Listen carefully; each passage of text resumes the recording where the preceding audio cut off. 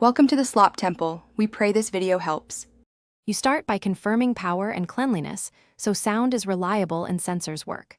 Once done, open the case and take the correct AirPod for each ear, L for left, R for right, because fit affects seal and controls. Gently insert the stem down and the speaker into the concha. Angle it so the silicone or mesh faces your ear canal. Make sure the sensors sit flush. This is why you clean first and check charge. The device pauses if sensors misread contact. Once the AirPod is seated, you secure the seal by twisting the stem back toward your jaw while tucking the body into the ear bowl. This locks it against movement and improves bass. If your model has tips, swap sizes until you get a snug, comfortable fit, the one that isolates sound without pain.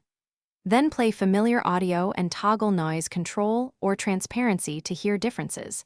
Make sure low frequencies are present, because that confirms an effective acoustic seal and correct play. You finish by testing retention. Walk, nod, and turn your head to ensure the AirPods stay put. Small adjustments now prevent future slips. If audio stutters or one side drops, make sure Bluetooth is stable, check firmware, and repair the device. If problems persist, perform a reset. For recurring fit failures, add compliant ear hooks or foam tips to increase friction. One quick troubleshooting tip. If a sensor misbehaves, clean it gently with a dry, lint-free cloth and retry placement. Often that fixes false pauses. Thanks for watching. Consider subscribing if we helped you.